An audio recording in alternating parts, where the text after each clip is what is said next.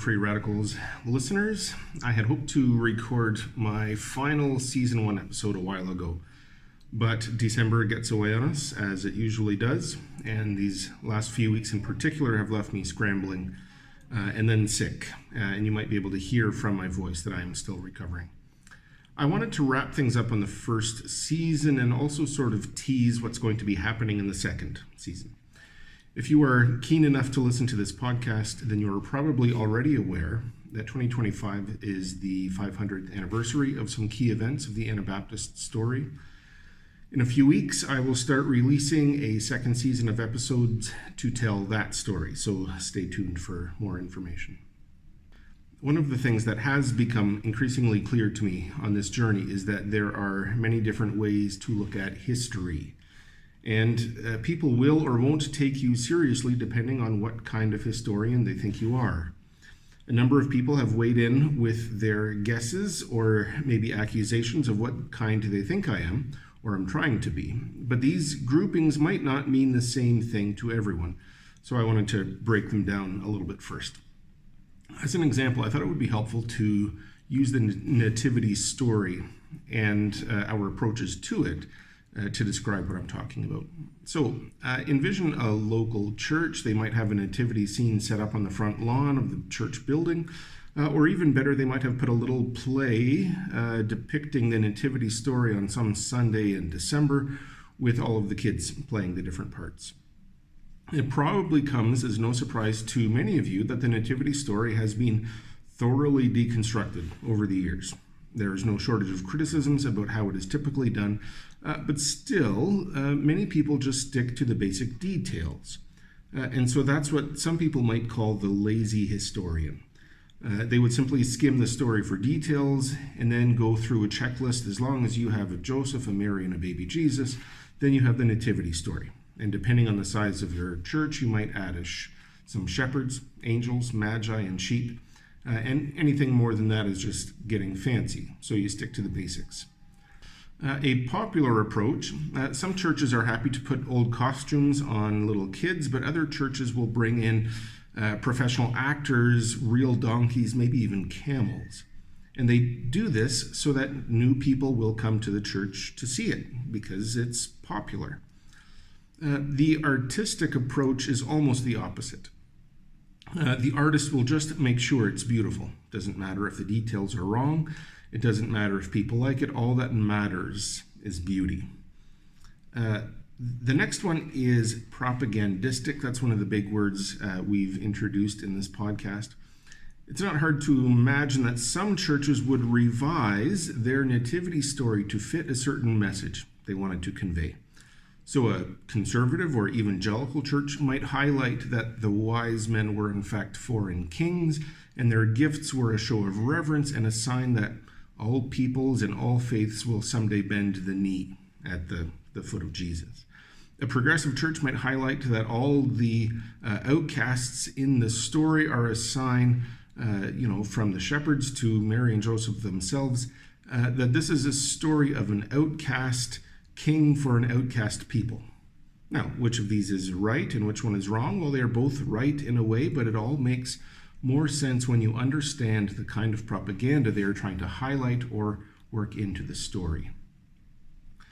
If an academic gets a hold of the nativity pageant script, you can be sure there will be no historical errors, especially not the specific errors that recent historians have made. There won't be exactly 3 wise men, and they won't arrive until years after. If there isn't a newborn in the congregation, they'll use a doll instead, the brownest doll possible. For academics, the story has to be told right, and any discernible grand narrative or agenda counts as getting the details wrong. Now, probably the best person who understands what the story gets wrong is the pastor of the church. But they are also likely to be the last people to try to correct it. Hey, pastor, you might say that the girl playing Mary is a little young, don't you think? And the pastor will say, yes, the scandal is the point. It's too bad the kids were so disorganized, you might also add. No, the original story was chaotic, the pastor will say. So we should feel that chaos too. So you've probably guessed, based on the order and my training, which one I think I am. I also created these categories. Some people might say that the pastoral is just a kind of a self-congratulatory propagandism, and maybe it is, but I want to take these categories and see what it looks like when people tell the Münster story in those ways. The lazy reading of the story should be predictable by now. The Anabaptists were crazy, and even though their methods seem cruel to us, now they needed to be stopped. They are weirdos, freaks of historical curiosity, and it's probably best to leave them there. No nuance necessary. A popular retelling of the story would focus on all of the gory details that get people's interests. HBO has made a lot of money doing this with other stories. True crime podcasts can get a hold of listeners if they do this right. The crazier the Anabaptists look, the more people would tune in to find out if they get their just desserts. Leave out the sincere faith stuff and the political maneuvering behind the scenes, and, this could still happen. And there have been various artistic retellings of this story, with a new opera released just this last year. The drama of the story makes the emotions bigger. The contrast between the good and the evil, the weak and the powerful, sincerity and corruption are all great fodder for great stage plays, paintings, and books. Getting the details right is nice, but they make it beautiful. Now, there have been no shortage of propagandistic readings of this Münster story. Even the lazy reading that I mentioned before is a propagandistic reading, and it happens for different reasons. This lazy reading serves a few different agendas. The first is a pro-Catholic agenda. Until very recently, Münster was a very Catholic city, and if you wanted to be a person of prominence, if you wanted to tell the Münster story, you told it in a way that made those Catholics look good. And to do that, you had to make the Anabaptists look bad. So, to the point that the public torture and centuries-long shaming of the leaders, plus the slaughter and dispossession of thousands of people, was not just understandable, but it also had to be necessary. It's the basic might makes right storyline. The second is oddly a pro-Mennonite agenda. Münster is far from the only Reformation-era story that could be read to make Anabaptists look bad. It's easy for some of us to forget that until recently, Mennonites were at the fringes of society and religion, and they were happy to be there. Then when a few groups started to clamor for legitimacy, they said, well, we are just normal, peace-loving, Jesus-loving Christians. Then the institution asked, okay, but what about these skeletons in your closet? And then the Mennonite institution said, oh, well, those aren't really Anabaptists, and let me tell you why. There have been other propagandistic readings from various types of church backgrounds. I read someone who said that Münster is the Protestant Reformation taken to its logical conclusion, meaning that when you start to stray from proper Catholic teaching, you will inevitably end up in chaos. The other groups that broke away and didn't end up like that is partly because they still held on to various parts of Catholicism. Another scholar said essentially the same thing from a Reformed perspective, that Münster is the inevitable end of Anabaptist reforms, meaning that without proper checks and balances of a hierarchical system and or government partnership, chaos is inevitable. Another interesting propagandistic reading of this story is through the lens of a Marxist revolution. They look at this story and then retell it as though it was a class struggle, using the only language available to the people at the time, which was religious reforms. The conclusion that the Marxist historian makes is that no matter what time period, when the bourgeois elites oppress and malign the working class, there will always be a revolt, and the weapons of the state will always defend and protect the wealthy class. A critical feminist reading of the story would be that no matter how pure a religious reform is, as soon as there is power involved, the end result will be the subjugation and exploitation of women for the benefit of the men in charge. All of those readings exist. All of them could be backed up with data, but the underlying agenda informs how the story is told. An academic reading of this story is refreshing, but what engages academics, and by that I mean a rigorous process, doesn't always result in an engaging storyline for the general public. In this case, when Anabaptists dig into the story, they are motivated to correct the mistakes of how this story has been told poorly in the past. And as an Anabaptist myself, I appreciate these efforts that make the people in this story, especially the common people, look more normal and understandable, and maybe even virtuous. The flip side of the academic process is that they really seem motivated to remove the shocking parts of the story, even though that is what draws people into it. With other stories, when previous generations of historians have undermined or forgotten the impact or contributions of certain people, usually women or ethnic minorities, then contemporary historians want to highlight those people and lift up their status as heroes.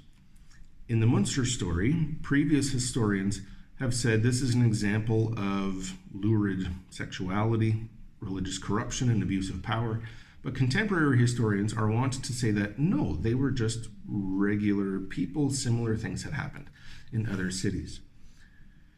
Now, you may have guessed by now which type of historical reading I claim for myself. And I have spent most of my professional years as a pastor, and that informs how I approach the Bible, meaning that I read it not only for myself, but with an eye for how I can present it to other people, especially my people, the ones who have entrusted me with that task. But that's also how I approach most stories, including church history. And that is why I've been so keen to ask our guests what they see as the lesson of Münster.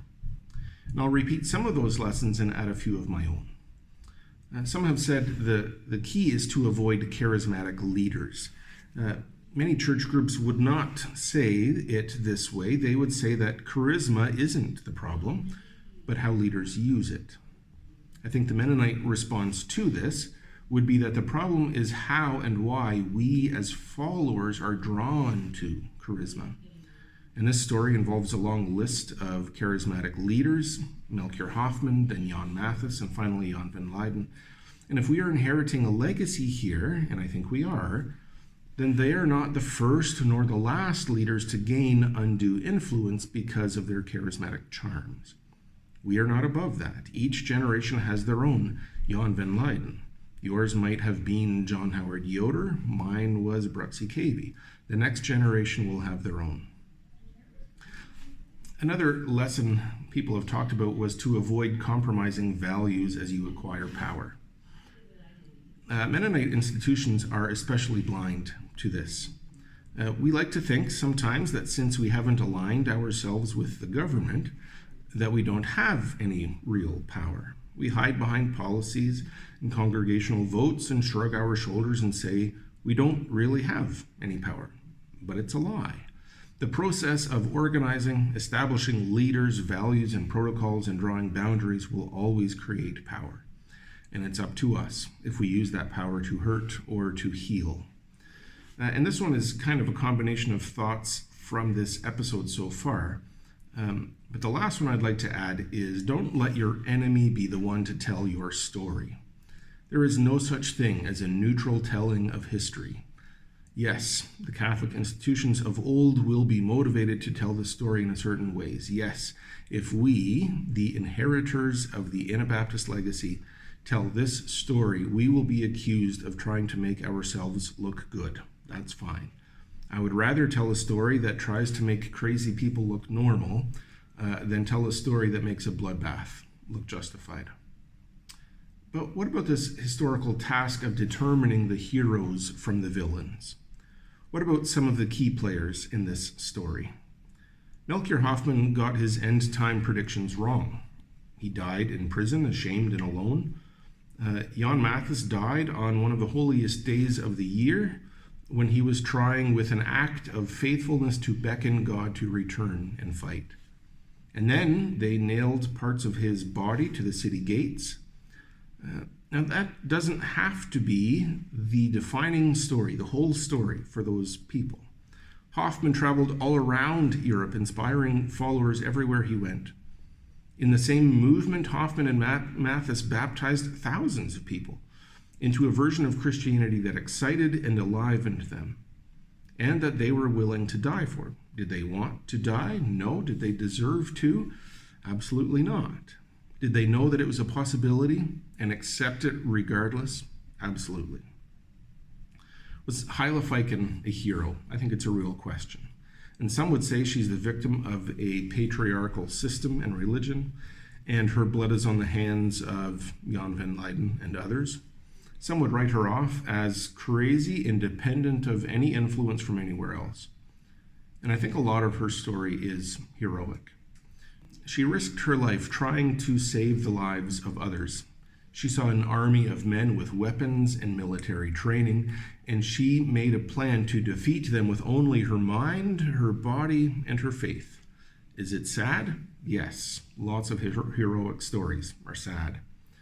Prince Bishop Franz von Waldeck might have been remembered as a hero in his own time, but already no matter who tells the story, he is a minor player. He mismanaged time, political influence, and money. He oversaw a disorganized and incompetent bunch of soldiers that were as likely to switch sides as they were to actually accomplish anything on the battlefield. He slaughtered thousands of defenseless people just to save his own reputation. So, in my book, this man is no hero. But what about Jan van Leyden? An interesting phenomenon happened during the Radical Reformation.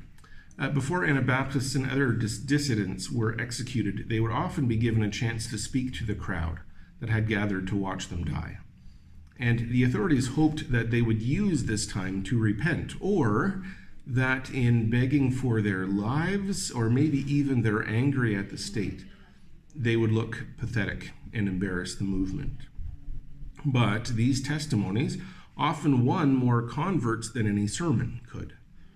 In the church, we sometimes sing songs about how we want to see Jesus lifted up. It's a happy song about seeing Jesus lifted up in prominence and in power and importance. But the scriptures those songs are based on speak about Jesus' crucifixion. I was thinking about that when I saw the cages in Münster. We, the inheritors of the Anabaptist legacy, haven't lifted up Jan for all to see. The Catholics did that. And again, not these Catholics, not your friends and neighbors today, but those Catholic leaders a long time ago. Looking up at the cages during my visit there, especially with that Himmelsleiter above and below it, which is back after a brief stint in Paris. I couldn't help but think about the thin difference between lifting up to embarrass and lifting up to promote. There are a lot of things that Jan van Leyden did to disqualify himself as a hero. But I think this is one of those stories of the victors writing the history books. Jan van Leyden is one in a string of leaders who tried to do something different and was caught up in the narrative of his own power and virtue. Now, this is where I will wrap up the episode and the first season. So stay tuned for episodes in the second season where I will dig into the events in Zürich, Switzerland 500 years ago. I will use a slightly different format, but I will still try to tell the story in new and interesting ways. I wanted to send out a note of thanks as well. First, to the experts who agreed to let me interview them. I enjoyed chatting with Jim West, Gareth Brandt, Jeff Dipple, and Gerald Mast, and I hope that you as listeners did as well. I also leaned heavily on the research of Michael Dreger, Jim Stayer, Willem de Baker, and Ralph Klotzer. Early conversations with Andrew Clausen and David Neufeld were also helpful. Special thanks to my wife Robin, who helped me tell the story in the first round of episodes and who has tolerated me as I pursued this passion project. And finally, thanks to all of you, the people who have listened to and watched these episodes. I hope that it has been worthwhile, and I hope that you will tune in for the second season. Thanks again.